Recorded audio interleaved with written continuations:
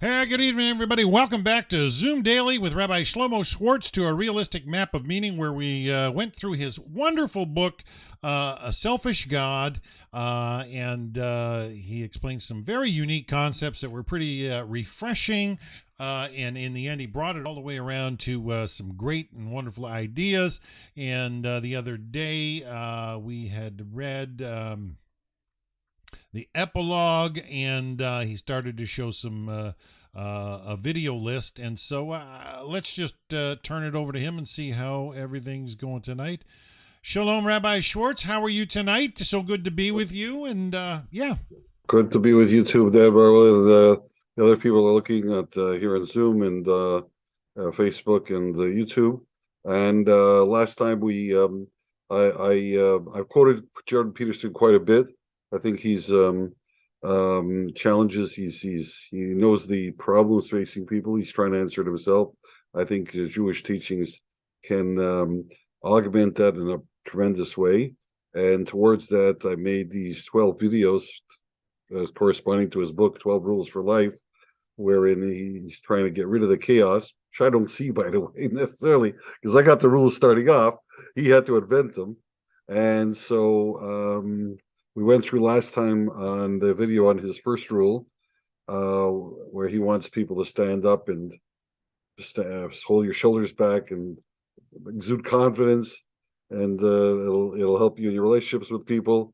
I felt that the Jewish teachings of smiling to everybody, Right, yeah. Your face, much stronger, much more able, much more a lot more flexibility you have to do that. So that was the first video, and tonight we're going on to the second video, and it'll be self-explanatory. Okay, let me just hit the share screen, and I will. I've got. Where was I here?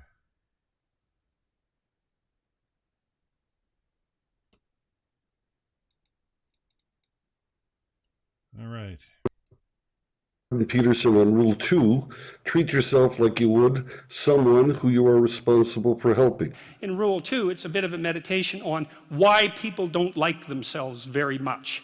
And I think there's two reasons, really. And one is that we're fragile and damageable and imperfect in multiple dimensions all the time. So there's that. It's like you're weak and kind of useless and prone to temptation. And you know all those things. You know, that just shouldn't be that way. And then you're also capable of pretty vicious acts of malevolence. And so you also know that about yourself, a problem that every human being has always had and always will. So it's not just you. Despite the fact that you're not all that you could be, the proper attitude to have towards yourself is the attitude that you would have towards someone that you genuinely cared for. And that it's incumbent on you to act as if you genuinely care for yourself. More than that, it's a discussion of why you have a moral obligation to do that. It's not just that you should because it would be better for you. You actually have a moral obligation to do that, I think, because you make the world a much better place, much worse place if you don't take care of yourself. So you should bloody well take care of yourself, you know, because, well, that's what the chapter's about. It's partly because you have something valuable to bring into the world. That's the thing about being an individual. It's the thing that Western civilization has always recognized, that as an individual, you have a light that you have to bring into the world, and that if you don't bring it into the world is a dimmer place, and that's a bad thing, because when the world is a dim place, it can get very, very, very dark. And so it's necessary, not just so that you feel better, not just so that you're a #1 lobster, none of those things. You need to take care of yourself because you're in the best position to do that. And it's necessary for you to take care of yourself. Despite the fact that we're mortal and vulnerable and self-conscious and capable, not only capable of doing terrible things, but actually do them. Despite all that, you still have that responsibility. Jordan Peterson starts this rule with a very insightful wisdom about how we view ourselves and the fragility of our personality and the evil that lurks in our hearts, and then goes on to demonstrate his humanity, his compassion, his strong desire to help everybody by insisting that we each have a light to bring into the world. It's part of the reason why I love him. He's so sincere and insightful. However, it's not a working strategy that he presents. He just uncovers the fact that we have these problems, but how do you go about fixing them? We need a working strategy. And here I think, again, Jewish teachings provides one, and it's a very interesting strategy. And let me point out, first of all, that the problem is a subconscious problem. We don't consciously go around thinking ill of ourselves. We dress up, we make ourselves look good, we try and put our best face forward and so on. But he's saying deep down, we really don't think very highly of ourselves, and that's subconscious. So it would make sense that the strategy for undoing that would also use the subconscious. So listen to this. Jewish teachings tells us to, when you wake up first thing in the morning, that you should wash your hands, and you do it in a particular way. You use a cup, you fill a cup with water, and then you pour it over your right hand from the wrist down to the fingertips, and then the left hand, and then the right hand, and then the left hand, and then the right hand, and then the left hand, 3 times on each hand, alternating using this cup. It's a ritual. And so Jewish teachings asks the question, why do you do this? And they give 3 answers. Now remember, in rule number 1, I showed a great affection for things that come in threes. Here's another 2 examples. You wash 3 times, and then there's 3 reasons given why. And those reasons are, 1, while you're sleeping, your hands are wandering all over your body. They're touching dirty places, sweaty spots, picking up germs. Best to get rid of all that sweaty stuff from your hands. So that's one reason you wash. Another reason given is that we're reminding ourselves how the priests started their day in the temple. That when they came in, they had a duty, before they started anything, they had to wash their hands. And so we remind ourselves of that time, even though it's long gone, we don't have a temple anymore. And thirdly, we wash our hands because while we're sleeping, it's like we're dead. There's no life there. And death is considered the source of spiritual impurity. And in order to drive it away, you have to wash it away. There's a spiritual cleansing, and we use water for that. And so even though you're awake now, but we're told that the stench of death, the remnant of death, lingers on your fingertips. So you're to wash that away with the water by doing it in this particular way, alternating with a cup. Think about these 3 things. They're saying that first you have to be clean. You have to start fresh with yourself every morning. Don't let yesterday's baggage weigh you down. Secondly, you are like a priest in the temple. Your temple is the day you're about to begin. In this day, you will do service to the Lord. You're going to live your life. You're going to do good things. You're going to try and behave yourself, try and prove yourself, prove others. That's your temple service. You're like a priest. So it makes sense that you should behave like one as you start the day and consecrate yourself to that task just as they did. And thirdly, you have to remove what I said earlier, the stench of death from yourself. Now, this is the subconscious of, we know how fragile we are. We know how the evil that lurks in our hearts. We know how really we're winding up to die, and maybe nothing's worth it. And that's not true. As Jordan Peterson says, there's a light to bring into the world. But first, before you bring in the light, you have to get rid of the death that we experience all the time. So you wash it away. This is the spiritual impurity or uncleanness that it's translated in the Bible when it discusses this, because it reminds us that it doesn't go on forever. So we tend to think that we're useless because we're going to die. There's that feeling in the back of our heads, that subconscious feeling. So this is what we're washing away. And look at the way we do it. We're doing it, first of all, 3 times. 3 is the minimum number that you need to establish a pattern. If I tell you 1, 2, you don't know what the third number is. It could be 3 because 2 is 1 more than 1, and 3 is 1 more than 2. Or the next number could be 4 because 2 is twice 1, and twice 2 would be 4. So which pattern are we establishing? But once I give you 3 numbers, whether it's 1, 2, 3 or 1, 2, 4, then you know what the next number is going to be. It's either 1, 2, 3, 4 or 1, 2, 4, 8. Because you've established a pattern already, so you already know what to do. That means that it goes on, you can build from it easily. So you do it 3 times to establish a pattern. Secondly, we do it with alternating, because as Jordan Peterson says elsewhere in his book, you have to take your problems and attack them a little bit at a time. You have to carve them up into manageable pieces. So alternating the two hands and washing them one after the other, it shows you that you've got to do a little bit at each time, and eventually you'll succeed. So it reminds you of that. And thirdly, you have to do it with a cup. It's not enough to just stick your hands in water or put them under a tap.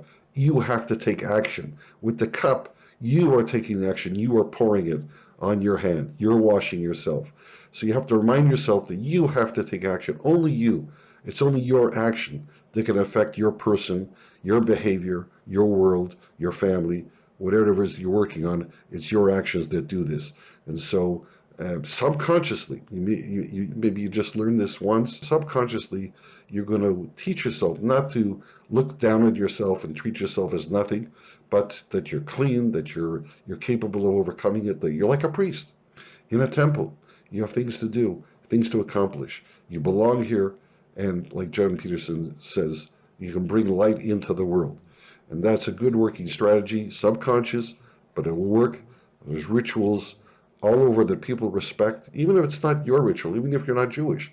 You can take this on, because a ritual is, you come into a place and they have a beautiful ritual, like, you're an immigrant to a new country, you find out that everybody goes for coffee, or they go for tea, or they have this ritual or that ritual, so you adopt it. So here's a ritual you can adopt, doesn't take long, and it has its effect, and it'll help you overcome this feeling of malaise, feeling of fragility, feeling of worthlessness. You're very worthy, and you just have to take action to achieve it. That's the end of rule 2. B'nai Noach, though, it's not obligatory, correct? It's not obligatory, Shlomo? No, it's not obligatory. It's you're taking it on it. But there's benefits for sure. Sure, it's beneficial. And you're just doing it to get the benefits. And it makes sense. It is something you accepted upon yourself because you see the benefit of it. So let's stop for a second here. First of all, you've got the captions button on, so that they're and I've got things. So maybe let's try it without the captions and see how that works. Where's there on the options or somewhere? You have to do it on your screen, right? Yeah. I'm just sharing the screen. Okay, I'll take the closed captions off. Right, and see, the other thing is, so there was that 3, and so anybody have a comment on that? Since we just listened. Rabbi, Hadassah, and you guys got any comments or questions for Rabbi Schwartz before we go on to number 3? Well, I feel that he's on the right track, and I understand that. I'm not sure he said it because my hearing's a little different. But did he say it's your moral obligation to yourself? Take care of yourself. To yourself, yeah. Right, good, and that's true. And I do agree with him and you. One thing I got to say, coming out of Christianity, I mean, they really pound this wiggly worm mentality that really belittles human self-esteem, and they have it confused with what humility is. They have a missed mark on humility, and therefore their version of humility is low self-esteem. And the sad part is, are you speaking about Christianity? Because I totally agree. Yeah. If you've come out of it, that's a very good point. Very good point. Well, I think it's like Jordan Peterson says, it's a bit of a moral obligation we have to ourselves. We all have to live in our own skin, and there's nothing worse than feeling worthless, right? We all have. I like that we're a temple. And we are the. Not you're a temple. I didn't say you're a temple. I said the day you're going into is a temple. That's your temple. Every day you go into a temple. The temple, that's right. And you got to serve in the temple. Mm-hmm. Careful what you do. Not that you're the temple. And you're the priest of your temple. You're the priest in the temple. That's right. That's wonderful. That's Yeah. wonderful. Yeah. Yeah, thanks for clarifying that, Rabbi And Schwartz. that declares that means that you have to show reverence to yourself.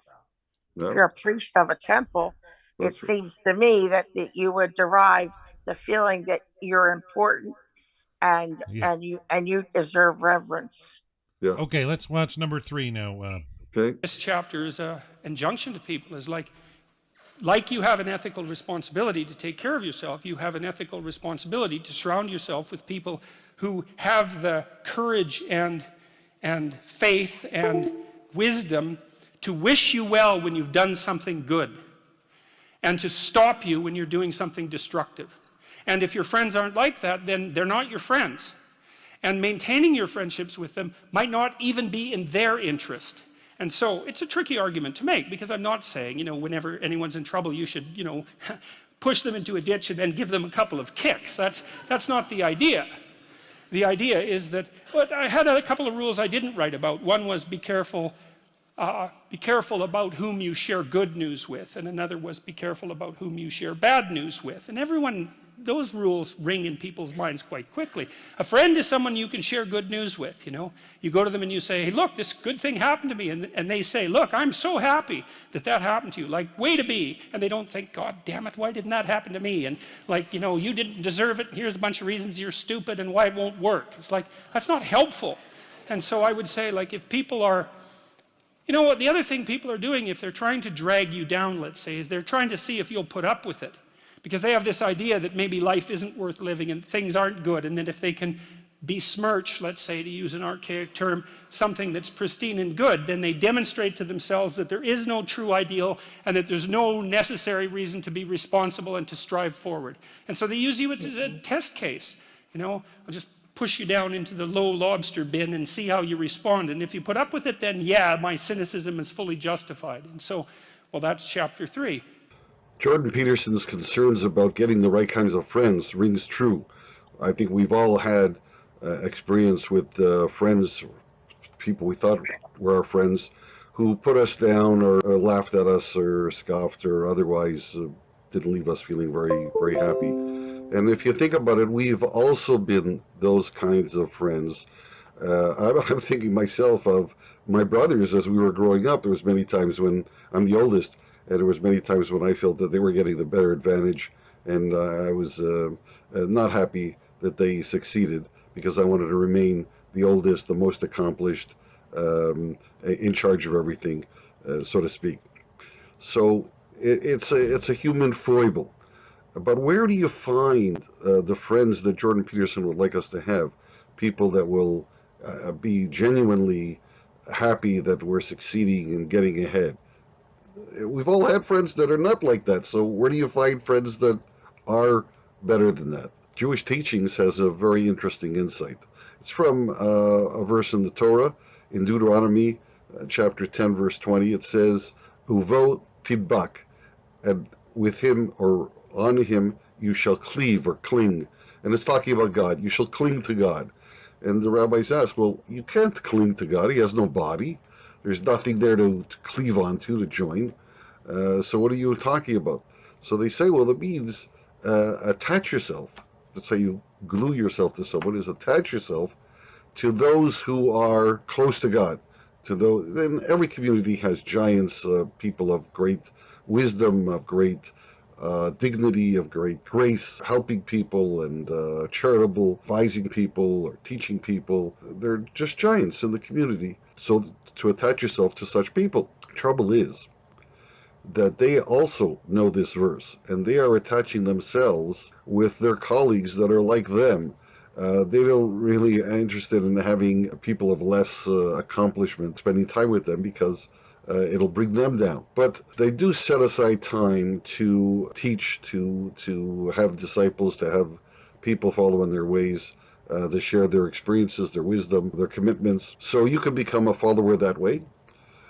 But sometimes you don't even qualify. You don't even have time to be in their school or of a mind to be with them. So there's advice is to become friendly with their students, seek out those people that are their students, that are their helpers, and you attach yourself to those people, because those people are not yet there.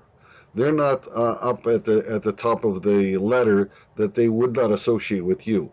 They're climbing. You can climb behind them and attach yourself to them. And what do? You do business with them, play with them, recreation, invite them to your home, carpool with them, seek ways to spend time with them, and the better ideas filter down. And as long as you're keeping your focus on associating with such people, you will succeed in learning better attitudes, deeper insights into life, more charitable acts, ways you can help others, and you'll improve yourself that way. The key is to focus in on finding people that are climbing the ladder and climb up right behind them. Mm-hmm. Wow. Okay. Well, you like that? That was pretty decent stuff. I mean, let's face it. I mean, people tend to emulate those they hang out with, for sure. And I think this is when I first met you, Rabbi Schwartz, and you wanted to do these Zoom dailies. You wanted a place where people could come together and actually, benefit off of, each other's integrity or character, or just, based on Torah talk. It's positive, and it develops growth across the board. Any other comments from Rabbi or Hadassah there? I'm good. Well, I was going to say that I think finding finding companions or people that will help you climb along with them. I know that Hashem loves a happy person, and that regardless of what is happening in your life, He wants you to live a joyful life, and He wants you to have your eyes on Him and not beyond Him, the troubles of the world. And so when I see somebody who's generally happy, and it doesn't mean that they don't have circumstances that go wrong, but they get through it. It's contagious, isn't it, Hadassah? Being happy is contagious. Yes, it is. It is. And so and it is contagious because that's goodness, and goodness is, we're looking for goodness. If you want to better yourself, you should attach yourself to anything good. Like produces like. So you got to be careful on who you hang out with, who you socialize with. And I think, there was a really great comment about be careful who you bring good news to, and be careful who you bring bad news to. Yeah. That is such a good lesson. Yeah, Jordan. Yeah, very good. Yep. Rabbi, I think we've got time for one more. I've got two more up, but I think we got enough time to play the part 4. You okay with that? It's I got 9:25, and that's I got 6:23 here in the West, so this one's only 7 minutes 10 seconds. So okay, go for it. Okay. All right. 4 is compare yourself to who you were yesterday, not to who someone else is today. The goal should be, how could I conceive of my life so that if I had that life, it would clearly be worth living, so I wouldn't have to be bitter, resentful, deceitful, arrogant, and vengeful. Like, that's sort of the bottom line, right? Because that's what endless failure does to you. It's not good.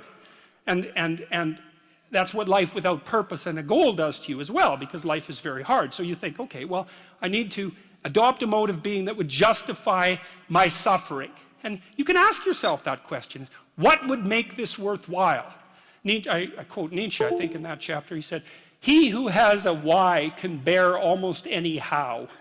That's a lovely line, man. I mean, it's a lovely line. And it's really worth thinking about. So you think, well, how do I manage all this misery and suffering and futility? It's like, well, I need to figure out what I would have to do in order to make that clearly worthwhile. And so then you have your goal, and then you think, well, I need to move towards that incrementally, because I'm kind of useless and can only do so much, and maybe not even that.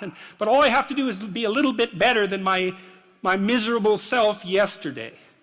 And that'll propel you forward very rapidly. And you can succeed at it, which is also really lovely, because why not set yourself up for success? Because otherwise you'll droop around like a number 10 lobster. And, that's just not good. You get all pinchy when that happens. And it's not a good thing. So that was chapter 4. Jordan Peterson's advice here to pick a goal and carve it out into little pieces to make sure that you're justifying all the pain that you have to go through in order to reach that goal. It sounds very attractive, but I don't find it very practical. It's so hard to figure out what your goal is. That may take years. He himself in other places says that it takes years to figure out what really goes on. And secondly, then to carve it into small steps also is a long process. And after you've done that, it could very well be that you'll change goals midstream because you lose the goal you set, loses its attraction with what you're accomplishing and what you know now as you grow, and then you have to start all over again. So it can be very impractical. Go back to his original title, comparing yourself with who you were yesterday instead of with who somebody else is today. I relate to what he's saying, but there's a different approach. He's saying, don't look at those people that have achieved so much, whereas you haven't, and then kick yourself for not having achieved what they have. The alternative is, instead of looking at yourself yesterday, look at the people below you in the social heap. There's always people below you. And if you look at that, then you may not feel so bad about yourself because at least you're better than they. Now, that itself could be satisfying, but there's a particular way to use that to really make yourself feel much better about what you're doing and how well you're accomplishing goals of your life. And that is through the Jewish teaching of giving charity. There's two types of charity that one gives. Each one has its place and builds your character, builds your attitude, builds your satisfaction. First one is that if anybody asks you for charity, always respond. Even if it's with a very small amount. So, for example, the situation we most often dread is a beggar on the street. If they approach you, not if they're just standing there with a cup in their hand, but if they approach you, always give them something. And if you've already given to a lot of people, you give a small amount. It could be a dime, a quarter, or a dollar, whatever it is, but do something because then you've responded. It's not appropriate to tell yourself that you can't afford to the time or the resources to give another human being. It just builds your own character to say, I have enough to give someone else. Even if you think that they are not deserving, they ought to go get a job and so on. But since they asked you, you are big enough to respond. That works. Then there's the other type, and that is that you ought to have a regular charity fund. The other way is to put aside 10% of, let's call it, your disposable income. This is the amount you have left over after paying for what you have to pay and before you buy things that you didn't really have to buy. So if you put away 10% of that as a charity fund, and then there's plenty of places to give it.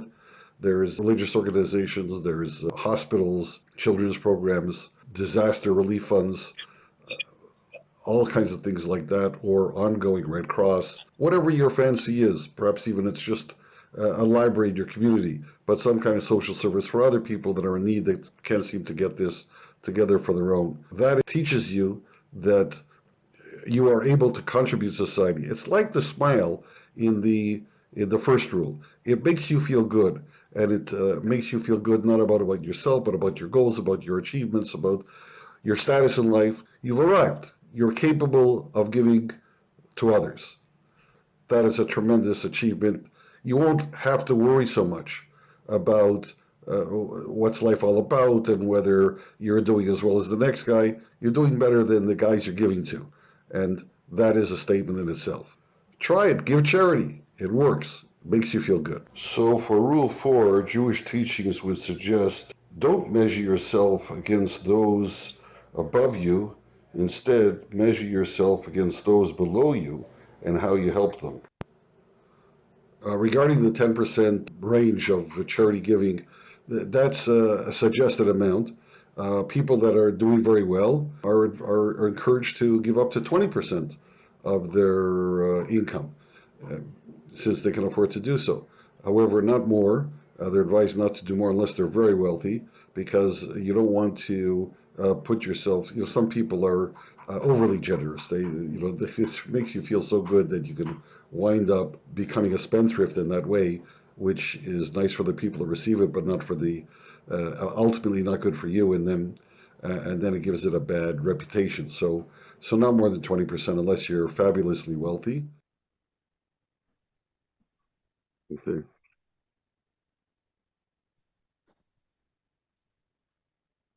I don't have the dead there, but um,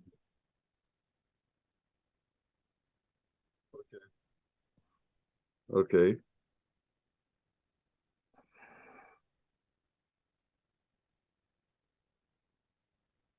that's okay. I think we're ready to call it quits for the night. I think Mhm. that people enjoyed the videos. I enjoyed watching them again. Yeah, I like him. I like him a lot. Okay, so I um, like that he's yeah, honest about how we are before we get started and growing. right, Very honest about the difficulties that it is that we all have part of us, all these things that are not good, that are not good. We start out with a lot of things that are temptation and not good about ourselves, and then we grow. right. Okay, well, these are available on YouTube. Um, I'm not sure what how you might search for them. I have to look into that, but they're there anytime you They're on your YouTube page. Yeah. on my YouTube page. Okay, and Good, and that's titled great. appropriately. So that's it for tonight. I'm leaving. I'm in the middle of a meeting. I left for to do this. So Wow, see you what a next week, busy guy. Thank Sunday you, Rabbi. Sunday night. Okay. All right. So, yeah, that's our Zoom Daily with Rabbi Shlomo Schwartz to a realistic map of meaning. We'll be back again Sunday night. Till then, Shabbat Shalom to everybody. We'll see you Sunday. Bye for now. That's right. Shabbat shalom.